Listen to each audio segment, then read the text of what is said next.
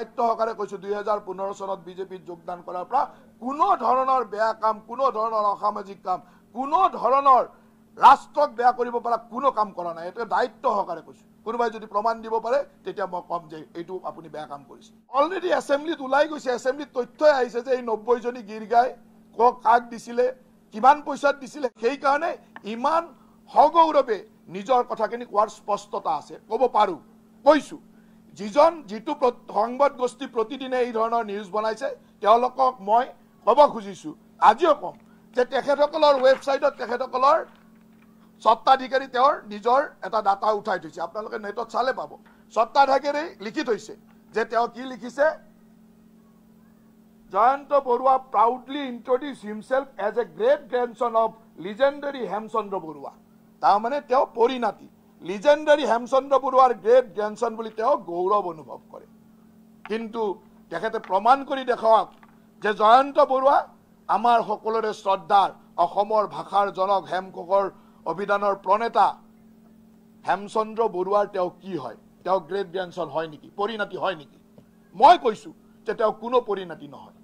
গোটেই অসমক আভুৱা ভৰি, গোটেই মানুহক আভুৱা ভৰি তেওঁ পৰিণাতি বুলি কৈ তেওঁৰ গোটেই বজাৰখন সমাজৰ লগত চলাই আছে। তেওঁ গ্ৰেট গ্ৰেণ্ডসন, তেওঁ পৰিণাতি। হেমচন্দ্ৰ বৰুৱা কিমান শ্ৰদ্ধাৰ মানুহ, অসমৰ জাতীয় জীৱনৰ, অসমৰ সাহিত্যৰ এনেকুৱা এজন শ্ৰদ্ধাশীল ব্যক্তি। সেইজন ব্যক্তিৰ পৰিণাতি নাম লৈ ইমান বেয়া কাম কৰি পৰিণাতিৰ নাম লৈ থকাটো আচলতে অসমীয়া জাতিৰ কাৰণে লজ্জাজনক। তেওঁ কওক, মই তথ্য সহকাৰে মই কৈছো যে হেমচন্দ্ৰ বৰুৱাৰ কোনো পৰিণাতি নাই, কোনো বায়োলজিকেল পৰিণাতি গ্ৰেট গ্ৰেণ্ডসন নাই। গতিকে তেওঁ কোনো বায়োলজিকেল গ্ৰেট গ্ৰেণ্ডসন নহয়। গতিকে এনেকুৱা এটা ইমান যাৰ জীৱনৰ পৰিচয়টোৱে ভুৱাৰে আৰম্ভ হৈছে, যাৰ জীৱনৰ পৰিচয়টো, যাৰ আইডেণ্টিটি, মোৰ যদি পৰিচয়টোৱে ভুৱাৰে আৰম্ভ হয় তেতিয়াহ'লে সেই মানুহজন কিমান বেয়া হ'ব পাৰে।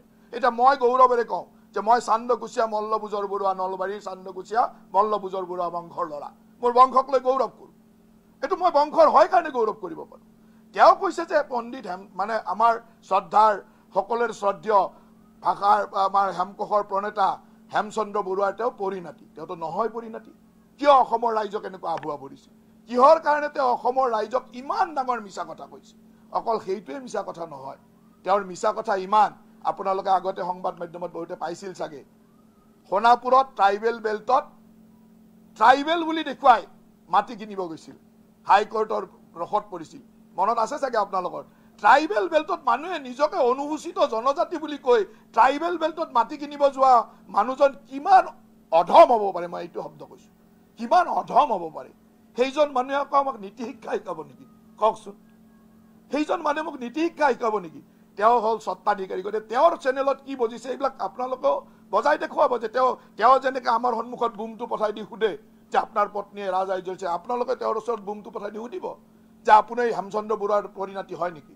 সুধক হেমচন্দ্ৰ বৰুৱাৰ পৰিণাতি হয় নে নহয়? তেওঁ উত্তৰ দিয়ক অসমৰ ৰাইজক। ইমান দিনটো একেবাৰে প্ৰধানমন্ত্ৰীৰ ওচৰলৈ গৈ বেইলি সংস্কৰণ কৰি দেখুৱাই দিয়ে, এনেকুৱা এটা দেখুৱালে যে তেওঁহে তেওঁৰ বালিকাধীন, তেওঁহে তেওঁৰ অথৰিটি নহয়, মানে তেওঁৰ মানে হেৰিটো তেওঁৰ ওচৰতে আছে, তেওঁতো পৰিণাতি নহয়। গতিকে তেনেকুৱা আভুৱা ভৰা মিছা কথা কোৱা মানুহ এজন কিমান বেয়া হ'ব পাৰে, সমাজ জীৱনৰ কাৰণে কিমান কুলুষিত হ'ব পাৰে, সেই কথাটো আপোনালোকে জানিব লাগে। আৰু মই জানিবৰ কাৰণে কথাটো কৈছো, মোৰ এইবিলাক কোৱাৰ ইণ্টেনশ্যন নাছিল। কিয়? আমি ৰাজনীতি কৰা মানুহ, আমি যেতিয়া চৰকাৰী কামত থাকো আমাক কেতিয়াবা সমালোচনা কৰক, আমাৰ ক'বলগীয়া একো নাই। এটা মোৰ পত্নীয়ে কিবা ব্যৱসায় কৰিছে, সেই ব্যৱসায়লৈকে, মোৰ পত্নীৰ ব্যৱসায়লৈকে যেতিয়া যাব তেওঁলোকৰ তেতিয়া সঁচা কথাবিলাক উন্মোচন কৰিব লগা হয়। মোৰ ল'ৰা ছোৱালীলৈকে যেতিয়া যাব তেতিয়া তেওঁলোকৰ সঁচা কথাবিলাক উন্মোচন কৰিব লগা হয়। আৰু সেইকাৰণে মই কৈছো, মোৰ ইমান দিন আমাৰ লগত মোৰ বহুত নিউজ বজায়, মই কেতিয়াও নকওঁ নিউজ বজায়, অধিকাৰ আছে, প্ৰত্যেকটো সংবাদ মাধ্যমৰ অধিকাৰ আছে। সংবাদ মাধ্যমে মোৰ ভাল বজাব, কেতিয়াবা বেয়া বজাব, ভাল বজালে প্ৰশংসা কৰোঁ, বেয়া বজালেও বেয়া নাপাওঁ, ঠিক আছে বজাব, আমি তাৰ পৰা সংশোধন ল'ম, কিবা ভাল কাম কৰিম। কিন্তু সকলোৱে জানে যে মোৰ পত্নীয়ে তাত এখন ফাৰ্ম কৰিছে, কোনো অনিয়ম কৰি তাৰ ফাৰ্মত ৰাজসাহায্য বা হেৰি লোৱা নাই, বেংকৰ লোন লৈছে, লোন লৈ তাত ছাবচিডি পাইছে। তাৰপিছত তেওঁ তাৰ আগতেও এপেক্স বেংকৰ লোন লৈছিলে, তাৰ আগতেও ফাৰ্মখন এষ্টাব্লিছ কৰাৰ সময়ত এপেক্স বেংকৰ লোন লৈছিলে, তেতিয়াও নেটফিৰ পৰা ছাবচিডি পাইছে। এগ্ৰিকালচাৰ, ভেটেনেৰী, ফিচাৰী এইবিলাকত যদি লোন লৈ ছাবচিডি পায়, এইটো নিয়ম। এগ্ৰিকালচাৰ, ভেটেনেৰী, ফিচাৰী এইবিলাকৰ চেক্টৰত ইভিন মই সিদিনাখনো কৈছো যে আমি এটা ইণ্ডাষ্ট্ৰি বনাই আছো, ইণ্ডাষ্ট্ৰিবিলাকত আমি 30% কেপিটেল ছাবচিডি নিদিওঁ নেকি? কোনোবা এখন হোটেল বনালে 5 কোটি টকা ইনভেষ্ট কৰি হোটেল বনালে তো 30% কেপিটেল ছাবচিডি আমাৰ পৰা চৰকাৰৰ পৰা লৈ যায়, GST ৰিবেট পায়। তো যি ইণ্ডাষ্ট্ৰি আমি প্ৰমোট কৰিব খোজো সেই ইণ্ডাষ্ট্ৰিত চৰকাৰে এনেকুৱা ছাবচিডি দিয়ে, ই সকলোৱে পাব।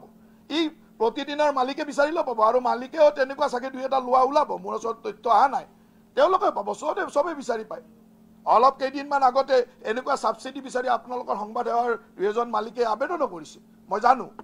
গতিকে সকলোৱে পাব, এইটো কোনো অন্যায় নহয়। গতিকে এনেকুৱা ধৰণৰ ন্যায়সংগত কাম এটা কৰাৰ পিছতো আৰু অলৰেডি এছেম্বলিত ওলাই গৈছে, এছেম্বলিত তথ্যই আহিছে যে এই 90জনী গীৰ গাই কাক দিছিলে, কিমান পইচাত দিছিলে, সেই তথ্য এছেম্বলিত পদ্ম হাজৰিকাই দি দিছে। এটা নিউজটো বজাবলৈ যদি ঠিক আছে তথ্য নাই, গৰুখুটিৰ প্ৰকল্পৰ অধ্যক্ষ পদ্ম হাজৰিকা আছে, তেওঁকতো চিনি পায়, তেওঁ সুধিলে তেওঁ তথ্যটো দি দিয়ে। তাৰমানে ইণ্টেনশ্যনেলি আমাৰ ইমেজটো নষ্ট কৰিবৰ কাৰণে তেওঁলোকে কাম কৰে। গতিকে এনেকুৱা ইণ্টেনশ্যনেলি নষ্ট কৰিলে তেওঁলোকৰ সমাজত যিটো প্ৰতিষ্ঠা তাকোতো নষ্ট কৰিব লাগিবনে নাই? গতিকে আপোনালোকে এইটো বজাব যে তেওঁ হেমচন্দ্ৰ বৰুৱাৰ একো নহয়, কাৰণ তেওঁৰ প্ৰতিষ্ঠাটো হেমচন্দ্ৰ বৰুৱাৰ পৰিণতি বুলি। তেওঁ অসমত প্ৰতিষ্ঠা কৰিব বিচাৰিছে মই হেমচন্দ্ৰ বৰুৱা মানে এটা পণ্ডিত, এটা ইমান ডাঙৰ পৰিয়ালৰ পৰা ইমান জ্ঞানী মানুহৰ মই পৰিণতি বুলি প্ৰতিষ্ঠা কৰে, তেওঁ আচলতে একো নহয়। গতিকে সেইটো আপোনালোকে বজাব লাগিব। তেওঁৰ প্ৰতিষ্ঠাটো আমাৰ প্ৰতিষ্ঠা যেনেকৈ নষ্ট কৰিব খোজে, তেওঁলোকৰ প্ৰতিষ্ঠাও নষ্ট আপোনালোকে কৰাৰ দায়িত্ব। কিয় দায়িত্ব? যে আমাৰ প্ৰতিষ্ঠা নষ্ট যোনে কৰিব, আমি কোনো বেয়া কাম কৰা নাই। মই দায়িত্ব সহকাৰে কৈছোঁ 2015 চনত বিজেপিত যোগদান কৰাৰ পৰা কোনো ধৰণৰ বেয়া কাম, কোনো ধৰণৰ অসামাজিক কাম, কোনো ধৰণৰ ৰাষ্ট্ৰক বেয়া কৰিব পৰা কোনো কাম কৰা নাই। এইটো দায়িত্ব সহকাৰে কৈছোঁ। কোনোবাই যদি প্ৰমাণ দিব পাৰে তেতিয়া মই ক'ম যে এইটো আপুনি বেয়া কাম কৰিছে, আজিলৈকে কৰা নাই। গতিকে আমি সততাৰে ক'ব পাৰোঁ, কিন্তু তেওঁলোকে সেই সততাৰে ক'ব নোৱাৰে। মই ক'লোৱে যে নামৰ যাৰ পৰিচয় গণ্ডগোল, জনজাতি বুলি নিজৰ মাটি কিনিব যায় ট্ৰাইবেল বেল্টত, সেই মানুহৰ কি হেৰি আছে? এতিয়া যিজন তাৰ মুখ্য সংবাদক, তেওঁলোকে বহুত নিউজ বজাই থাকে, অজস্ৰ গ্ৰাহস্থ হিংসাৰ নিউজ বজায়, সৰু ঘটনা এটা হ'লে এনেকৈ বজায় যে পৰিয়ালটোৱে মুখ ওলাব নোৱাৰা হৈ যায়। সেইজন মানুহৰ পত্নীক তেওঁ কি কৰে, সেইজন মানুহৰ কন্যাক তেওঁ কি কৰে, কন্যাই আহি নিজৰ ষ্টুডিঅ'ৰ ভিতৰত মুখত থু মাৰি থৈ যায়, সেইবিলাক ঘটনাটো আপোনালোকে জানে, সংবাদ মাধ্যমৰ চব মানুহে জানে। সেই মানুহে এটা চুট্টাই লগাই সুন্দৰভাৱে বিৰাট ভাল ভদ্ৰলোকৰ দৰে কথা কোৱাৰ নৈতিক অধিকাৰ আছে নেকি? আছে জানো নৈতিক অধিকাৰ? নিজে প্ৰথম হত হ'ব লাগিব। হজৰত মহম্মদে যেনেকৈ চেনি খাবলৈ নিজে বন্ধ কৰি মিঠাই খাবলৈ বন্ধ হৈ মিঠাই খাব হাক দিছিল, তেনেকৈ নিজক প্ৰথম হত কৰি লোৱা, নিজক প্ৰথম হত কৰি লোৱা, তাৰপিছত বেলেগৰ কথা ক'বা। এনেকুৱা ধৰণৰ নৈতিক স্খলন হোৱা কিহৰ কাৰণে হৈছে সেইটো আপোনালোকে জানে। তেওঁলোকে যেনেকৈ বেলেগৰ গ্ৰাহস্থ হিংসা বজাই থাকে, তেওঁলোকৰ মুখ্য সম্পাদকজনৰ গ্ৰাহস্থ হিংসাৰ ওপৰত এটা টকশ্ব' পাতক, যদি সাহস আছে। হেমচন্দ্ৰ বৰুৱাৰ নাতিয়েক নহয় বুলি এটা টকশ্ব' পাতক। যিজনে এইকেইদিন খুব চিঞৰ বাখৰ কৰি আছে, আপোনালোকৰ বহুতৰ মাজত সেইটো ধৰণৰ 2 বছৰ 1-1.5 বছৰ আগৰ এটা ভিডিঅ' আছে, যিজনে চিঞৰ বাখৰ কৰি আছে, ক'ত ধৰা পৰিছিল গুৱাহাটীত, সেই ভিডিঅ'টো আপোনালোকৰ তাত আছে, বহুতৰে আছে, মই কোৱা নাই। সেই ভিডিঅ'টো লাগিলে কেতিয়াবা দি দিম।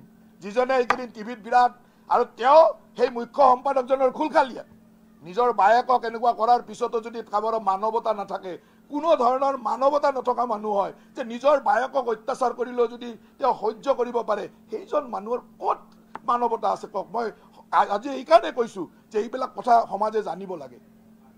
আমাক যেনেকৈ নগ্ন কৰিবৰ কাৰণে, বেয়া দেখুৱাবৰ কাৰণে চেষ্টা কৰে, যে আমি নোহোৱা কথাটো, আমি নোহোৱাটো বেয়া দেখাবলৈ চেষ্টা কৰে, সেইবিলাক হোৱা মানুহৰ কথা কৈছোঁ যে তেওঁ হেমচন্দ্ৰ বৰুৱাৰ নাতিয়েক পৰিণতি নহয়।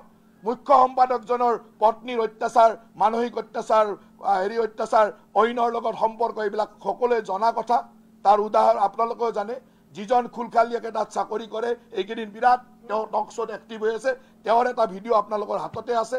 তেওঁ নিজৰ বায়েককো এনেকুৱা কৰাৰ পিছত তেওঁ এনেকৈ যে সহ্য কৰিব পাৰে, সেই ধৰণৰ মানসিকতাটো মই দেখা নাই।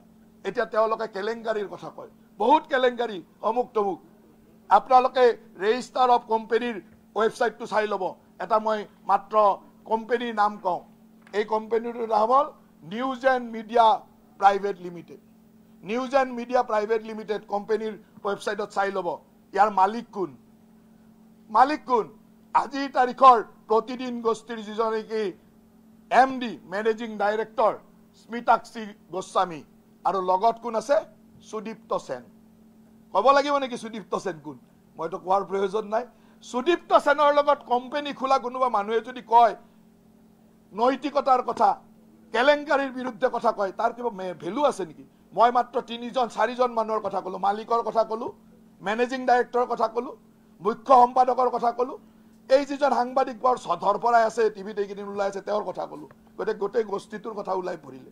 এতিয়া আপোনালোক যিসকলে সেই গোষ্ঠীটোত কাম কৰে এবাৰ গৈ মালিকৰ সন্মুখত বুমটো লৈ পেলাই সুধিব, মুখ্য সম্পাদকজনক বুমটো লৈ পেলাই সুধিব যে আপোনালোকৰ ওপৰত এইটো অভিযোগ জয়ন্ত মল্লবৰুৱাই আনিছে।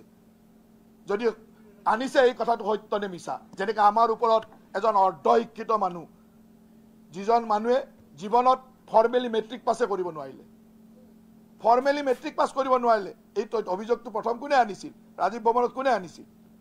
মোৰ সমষ্টিৰ প্ৰাক্তন বিধায়কজনে, হয় নে নহয়?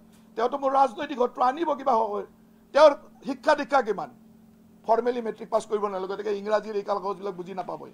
তেওঁক কোনোবাই ক'লে ইমান তথ্যটো কেনেকৈ পায়, কি পায়, সেইটো বুজি নাপাব, নোপোৱাটো স্বাভাৱিক। তেওঁ ফৰ্মেলি মেট্ৰিক পাছে কৰিব নোৱাৰিলে। ফৰ্মেল এডুকেশ্যনত মেট্ৰিক পাছ নহয়, ইকুইভেলেণ্ট এডুকেশ্যনত মেট্ৰিক পাছ কৰে যে কিছুমান মানুহে, সেই ইকুইভেলেণ্ট এডুকেশ্যনত মেট্ৰিক পাছ কৰিছিল। মই প্ৰথম দিনাই কৈছোঁ, তেনেকুৱা এজন মানুহে আনিলে অভিযোগ, আপোনালোকে তাক লৈ নিউজ বনালে, মই একো বেয়া পোৱা নাই। মই তাৰ স্পষ্টীকৰণ দিলোঁ। স্পষ্টীকৰণ দিয়াৰ পিছতে এনেকুৱা হ'ল যে মই যলৈকে যাওঁ প্ৰতিদিনৰ সাংবাদিকসকলে। নমস্কাৰ, আপোনালোক সকলোকে পুনৰবাৰ নতুন এটা ভিডিঅ'লৈ স্বাগতম জনাইছোঁ। মাননীয় জয়ন্ত মল্লবৰুৱাই সংবাদমেল যোগে সেইদৰে সদৰি কৰে, নিজৰ দুখ মুক্ত কৰাৰ আপ্ৰাণ চেষ্টা চলায়। আৰু জয়ন্ত মল্লবৰুৱাদেৱে কিদৰে গৰুসুঁতিৰ এই গীৰ গাইৰ সন্দৰ্ভত মন্তব্য আগবঢ়াইছে আপোনালোকে নিশ্চয় শুনিলে। আপোনালোকৰ মতে এয়া সকলো সঁচা নে মিছা? আপোনালোকৰ ৰায় কি? আপোনালোকৰ মতামত কি? নিশ্চয় জনাবলৈ নাপাহৰিব।